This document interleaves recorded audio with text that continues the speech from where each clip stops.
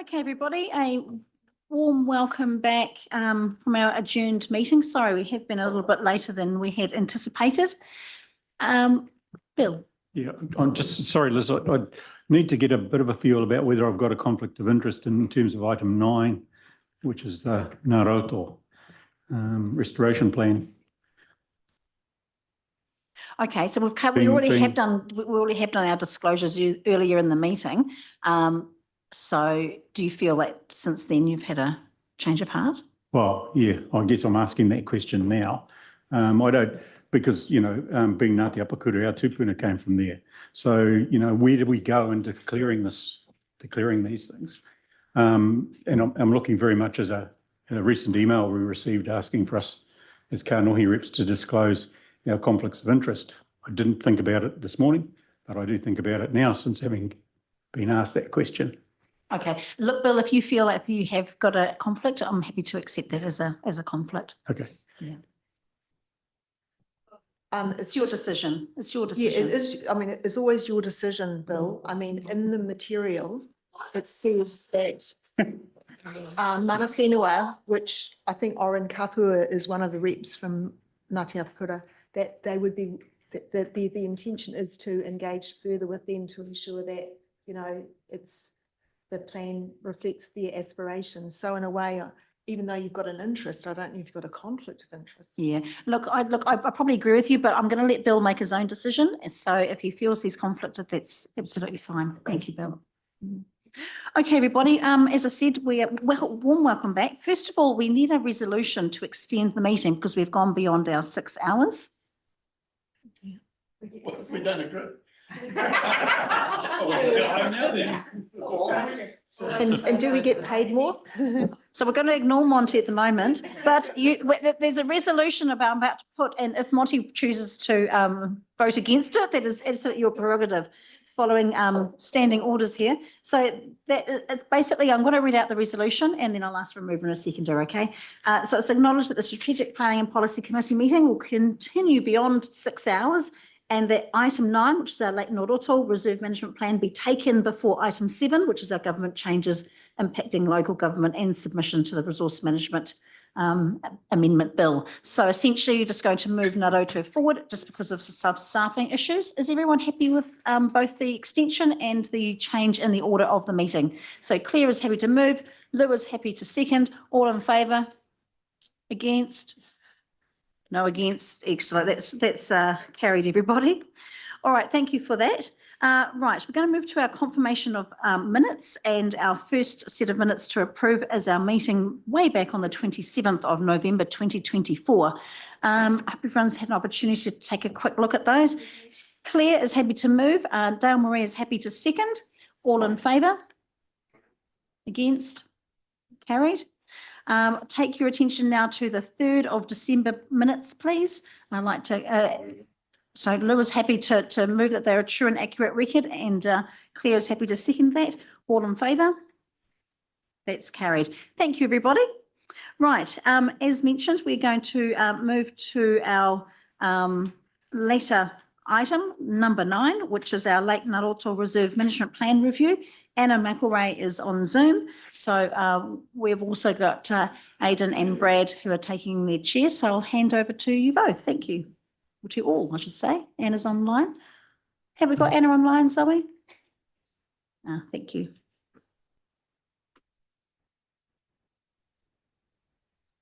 Hi, Anna. Nice to see you. Thank you for accommodating our lateness today. So I appreciate you still being able to attend. So I'll hand over to Aidan and Brad. Thank you, Madam Chair, and thanks for the adjustment to the schedule as well. So the committee will recall in June of 2024, there was a resolution to proceed with the review of the Lake Ngaroto Reserve Management Plan and an initial round of consultation, and then subsequent development of a draft for that renewed plan. So that's being prepared by Anna.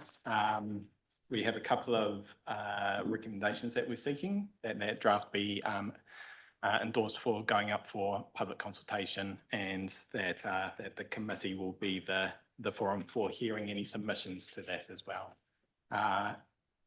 Anna has some highlights of what the draft plan proposes. So I'll just let her speak to those and then we'll open up for any discussion. Kia ora koutou, and thank you for agreeing to extend the meeting so our item could be considered. We think it's a very important milestone for this taonga toko iho, and so are delighted to present the draft plan to you for your consideration. This follows significant pre-drafting engagement with mana whenua and other Peat Lake Accord partners, including the Waikato Regional Council, DOC, Fish and Game, the National Wetlands Trust, as well as lessees, adjoining landowners and the general public. This engagement included working closely with Lee Seymour from Ngāti Hikairo and Oren Kapua from Ngāti Apakura and Waikato regional staff. Also several face-to-face meetings with key stakeholders, and we reviewed 45 pieces of feedback that we received through the public submission process. And I'd like to take this opportunity just to thank everyone for that was involved in that for their time and input. And I think the process really allowed for a range of views and ideas to be shared and understood. So a summary of the key themes from that engagement is included in Appendix 1 of your report. Through the process of developing the draft, we've also met several times with the RMP focus group to keep the members updated, to discuss feedback received, and also to test our thinking on how best to respond to the matters raised. And I thank Councillor Storwick and Councillor St Pierre for their involvement in that group. So the draft RMP included in Appendix 2 is a comprehensive document. It's not a pithy sort of succinct management plan. It's got a lot of detail in there, and we do think that's important, and it is with intent we've done that.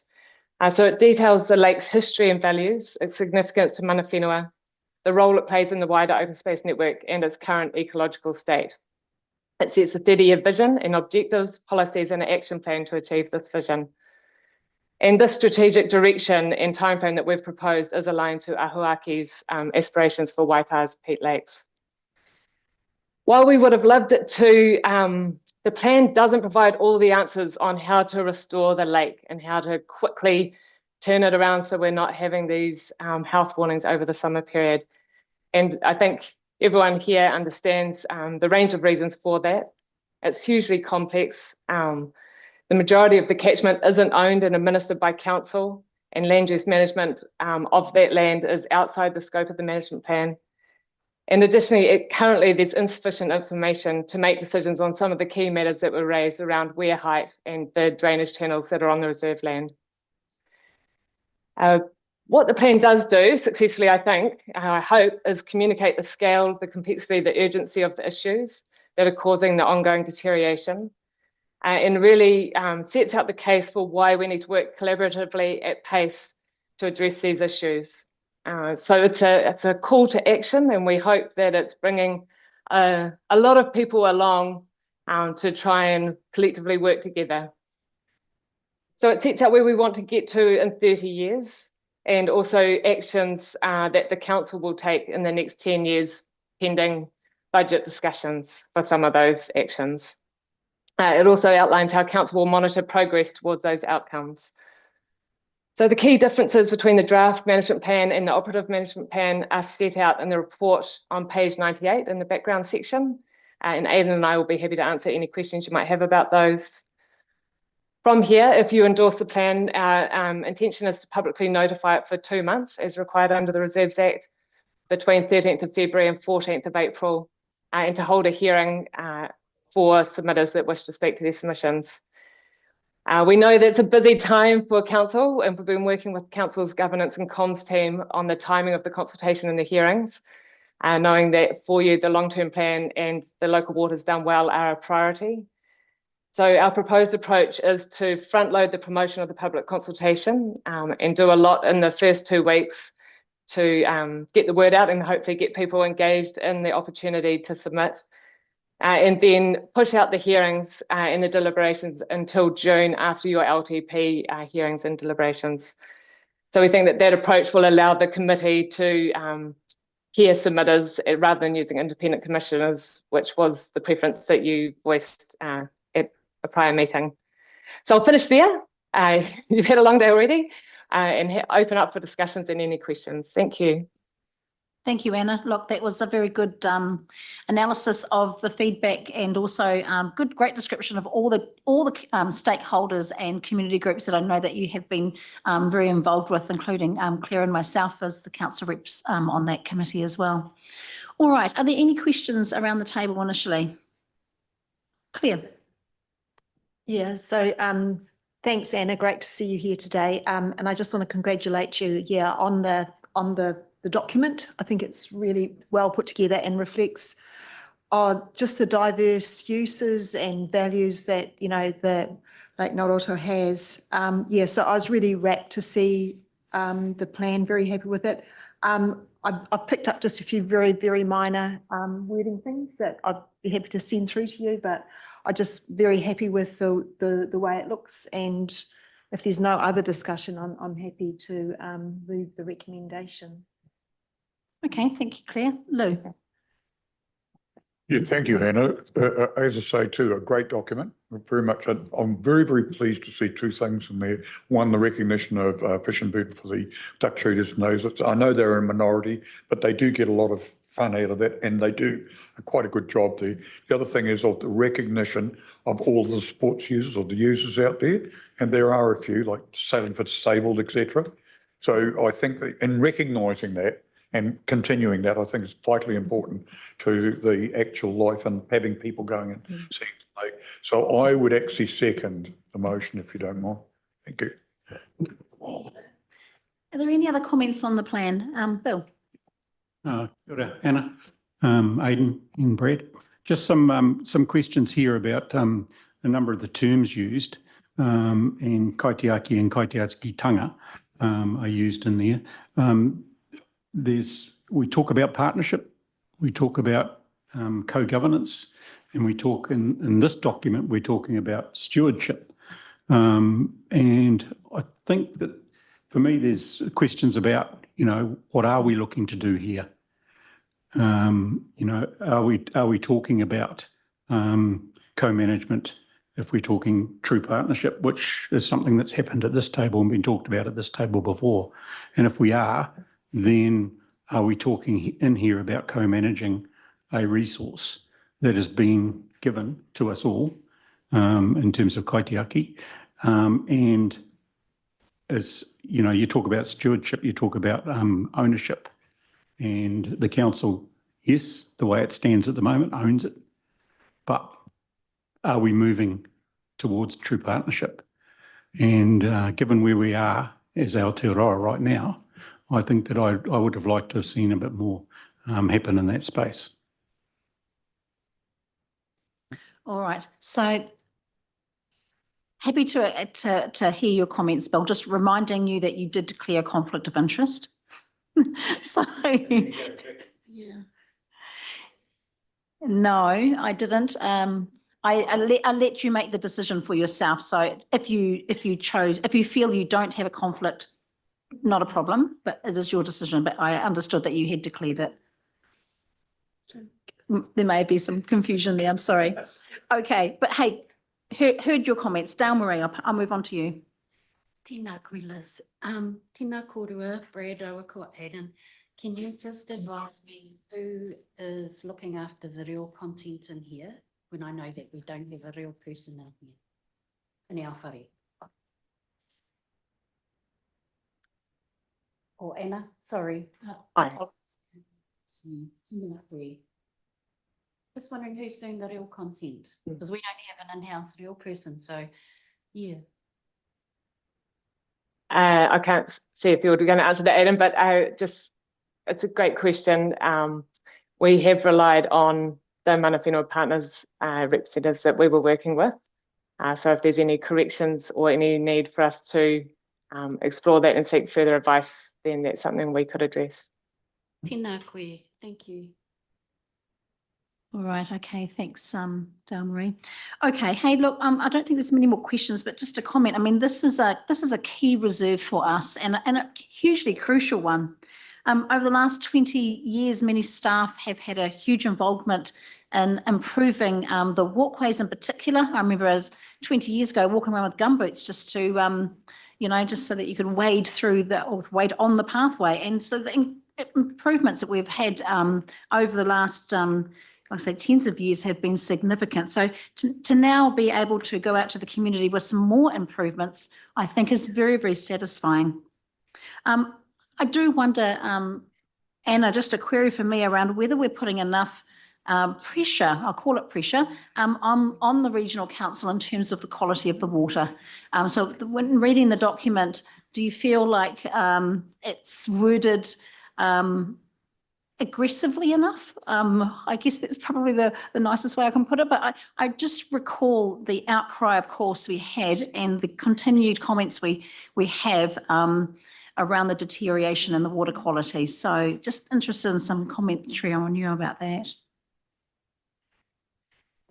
Another great question. Thank you, Councillor Stoic. I think what we've tried to do, we've partnered with the staff of Waikato Regional Council.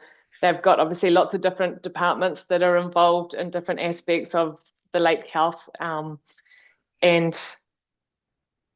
there's a number of actions there where we've talked about supporting, enabling the regional council. It is a difficult one. They're going through Plan Change 1, which has obviously had some changes and timeframes have changed. 2027 is now looking potentially like a time when a new plan may be notified. And so any form of lake-specific action plan that might arise from that work is going to then be well beyond that timeframe. So I do think if there was a desire to have strengthened wording, we could respond to that as a council, but I do think what we've tried to do there is in the document, be really clear about the state of the lake, that currently there's a lot of different documents in different places where you can get that information, but the story isn't told very well just in one place. So we've tried to do that so that it's hopefully for the Waikato Regional Council an easy lake to pick up and to see the significance of it and the impacts that the poor health is having, and to know that they've got a willing partner to try and progress a lake-specific action plan for.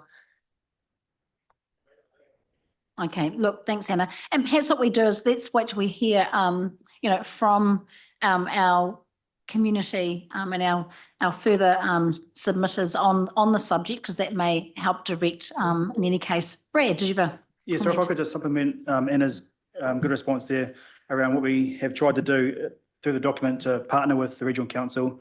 But the plan does specifically focus on what we can control with our own land. So that's the real core focus of this, but doesn't take away the fact that we want to partner and work with those other parties to really improve that water quality. That's exactly my point, is applying pressure to the regional council. So appreciate that we're not in control of the water, but it's about applying pressure so that we're working in partnership. So yeah, let's, I mean, the reality is, we do get a lot of feedback about the water quality, even though we're not responsible for it. So, all right. Okay. Now, I appreciate I've got to move in a second. However, we do have an amendment to the recommendation, which is sitting on page 98. We're just going to pop that up on the screen so we can see what the changes are. Is the recommendation ready? Okay, let's just take a 1 minute breather, everybody, just so we can get the amendment up on the screen. So talk amongst yourselves is all good.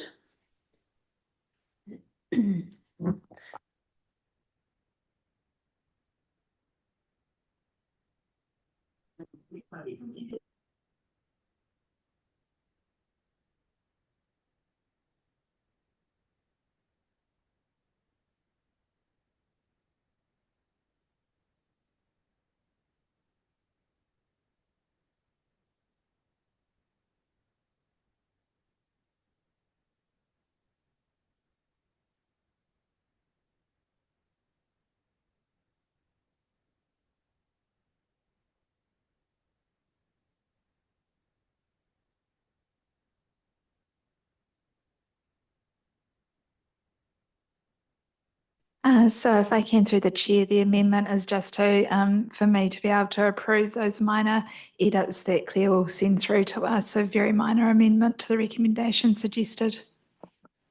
Thank you, Sally. So we've got on page 98, A, B, C, and now D. Claire, are you still happy to move? And Lou, you still happy to second? Excellent. Okay, I'll, all in favour? Against? Carried. Thanks, everybody. Thank you, Anna, online. Thank you, Aidan and you. Brad. I think this has been a fantastic process to date, and obviously we've still got a bit of a way to go, but I appreciate all the work that you have done. Thank you. All right, everybody, we're going to head back to page 17 of our agenda, which is our government changes. Peter and Melissa are heading up to the table.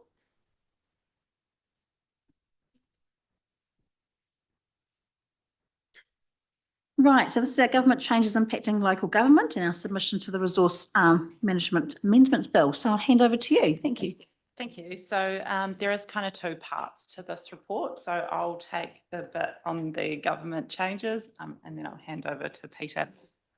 So just briefly, we've set up a work stream to really provide a kind of consistent and robust approach to the way we manage changes coming out of central government. And it is really around just making sure that we take a cross-organisational approach and then obviously we can make you as elected members really well informed about what changes there are coming out and keeping abreast of what submissions you've got an interest in making and prioritising those. So the monitoring spreadsheet is attached to the report, but it is just for your information at this stage. But happy to take questions on that. Thank you, Melissa. I think you were all very appreciative of the snapshot. I guess it's something that as elected members we've been asking for some time, you know, to be able to see what changes are occurring and being able to in one document see where amendments are at or where things are at is just fantastic. So really applaud the team here and putting this together for us. Now, are there any questions?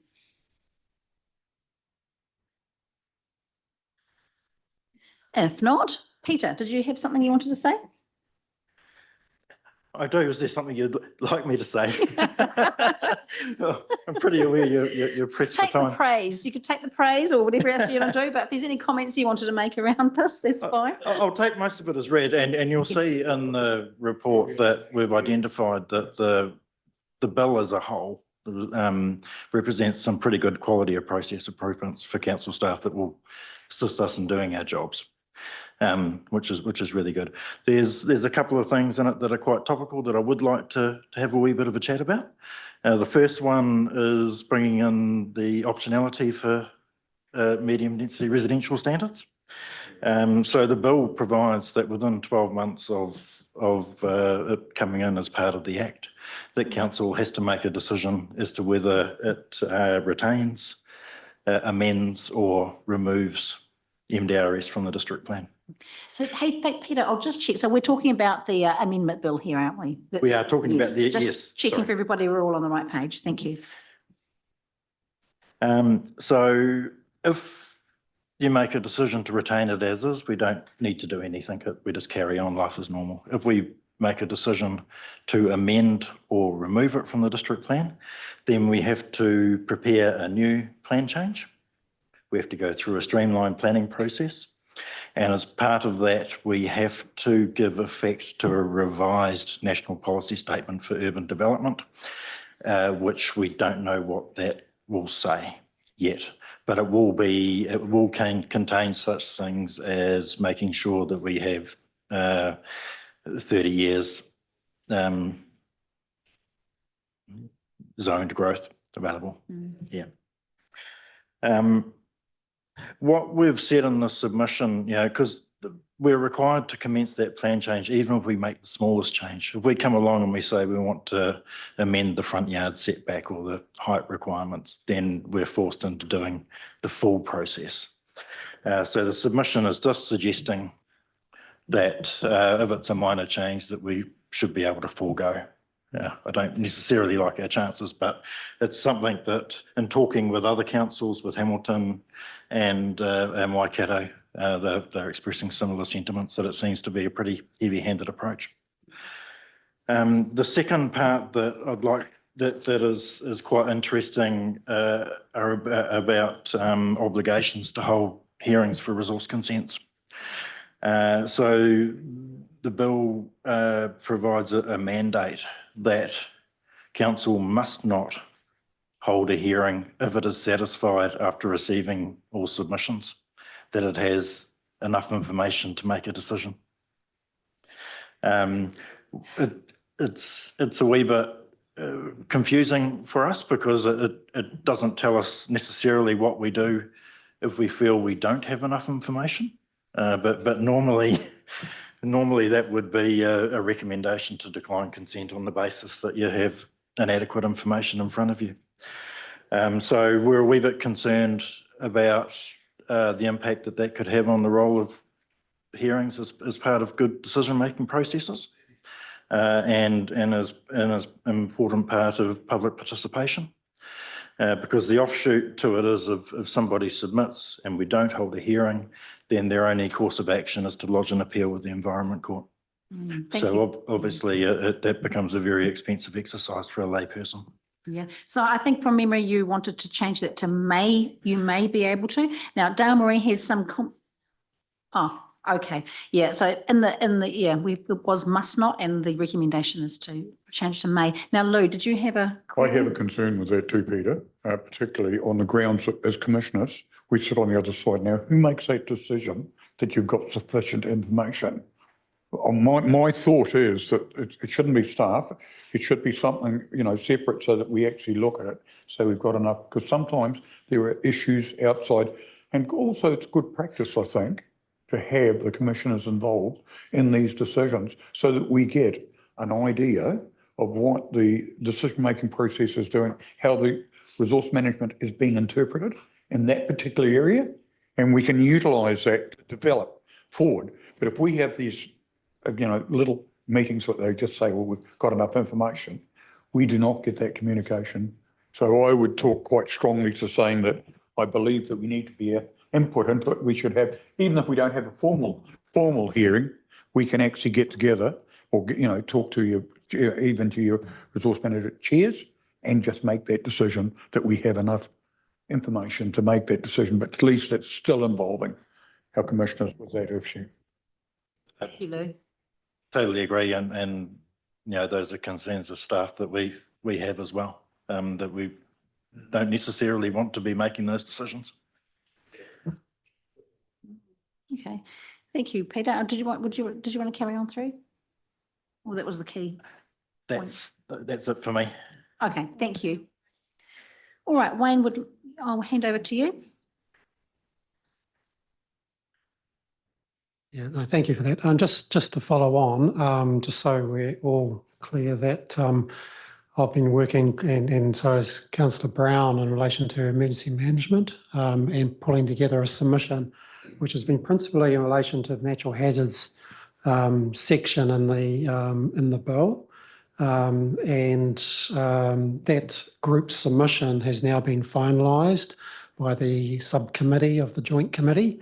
And you'll note in terms of this submission, it supports the group's emergency management submission. And we're hoping that all councils that do lodge separate submissions on this bill also support the group submission. So it's been endorsed, it will be filed. I'll circulate a copy of that submission around. But it's essentially, as I say, it's focusing on matters associated with natural hazards and emergencies and reduction processes associated with those particular provisions in the bill. So I just wanted to highlight that because the submission does reference it. Thank you. Thanks, Wayne. Okay, if there are no other questions, queries, we do have a recommendation on page 18, A and B. So we're receiving the report and the submission, but also approving the submission in part B. Yeah, so Dale Marie, you're happy to move that. Marcus is happy to second. All in favour? Against? Carried. Thank you, everybody. All right, we shall move on to our next item, which is our Futureproof fast track development. We're going to welcome Wendy and baby to be and Quentin to the table. How many more weeks have we got to go, Wendy? Is it 2.5, 3? 3 weeks to go. Kia ora koutou. So I bring Quentin Budd with me, currently consents team leader. In 2 weeks, about to be stepping into my shoes for a week to double up. Hopefully I'm still here. But anyway, we're here just talking about the fast track approvals bill and how Futureproof is intending to deal with this. I will keep it fast because you've had a long day. So obviously the approvals, I knew I'd call it the bill, the act, it is now enacted. So applicants in our area, we've got some that are formally on a list. So there's a process that's been set out for applications in that process.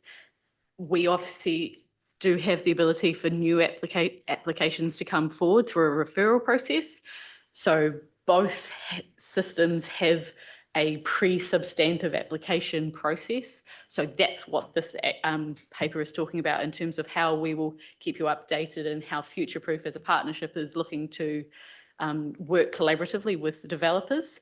We'll come back another day and deal with what happens when the applications are lodged. We'll just talk about pre-works.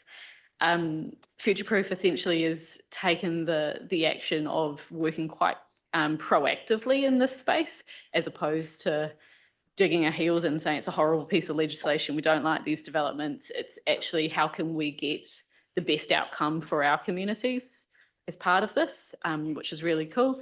So obviously in our area, we have 3 projects that have been listed. Essentially one will be working within the project that I'm talking about, or the process that I'm talking about. So that's the Southern Link SL1, which is the consortium of landowners near Hamilton, the other side of Southern Links. Southern Links, the road, will be using a slightly different but still collaborative process. Waka Kotahi and NZTA obviously are running that. So that looks slightly different, and I believe they're coming to update you at some point soon. And then Cambridge to Pierere is on the list, but we're not sure, they haven't confirmed exactly which process they intend to use because they are progressing through the existing fast track process that was under the previous legislation. So we'll just essentially talk about SL1 when we talk about this process. So I'm part of a fast track action team. It was a funny name that's now stuck. So Quentin will take on that process, exactly. Gets more work than a working group done, is what I thought. Anyway, so the partnership is looking to effectively work with the developers at the most, at the stage where most can get done to get to the point where before they put in their application, we agree to some conditions. It was initially to sign away our support, but we've realised that's not appropriate. So to get to a point conditions are agreed. We might not get all on the same page, but that's what we're hoping. So this process, obviously there's a lot of staff time. The legislation does allow for chargeable time to be recovered. So that will be the essence of the technical people involved. So we intend to come back and provide bi-monthly updates, because it's going to move fast. So we'll work out what that space looks like. And then have also requested that the chief executive be delegated powers to do what might need to be done in this pre-lodgement, pre-substantive application phase. That's all I thought I'd share. So if anyone has questions. All right. Hey, look, thank you for that update. I think that's really helpful to understand where you are at. Any questions around the table for Wendy? No? Okay, fantastic. Look, we have a recommendation on page 72, A and B, to receive the report, but also delegating authority to the chief executive to undertake some tasks. So Claire is happy to move it. Marcus is happy to second that. All in favour? Carried. And Wendy, I wish you well. I'm sure we all wish you well in your upcoming journey with new baby. So yeah, I'm sure everything will go well. And Quentin, goodness me, I hadn't understood that you'll be filling Wendy's shoes. And look, for a few of us around this table, we're on your we were here on your first day. We were doing a reg hearing, so really pleased to see that you'll be filling in for Wendy, and yeah, look forward to working closely with you. Thank you, Madam Chair. All right, everybody, we'll we will now move into a resolution to exclude the public for our final item of the day. So can I have a mover and a seconder, please? So Dan Murray will move and Marcus will second. All in favour? Carried.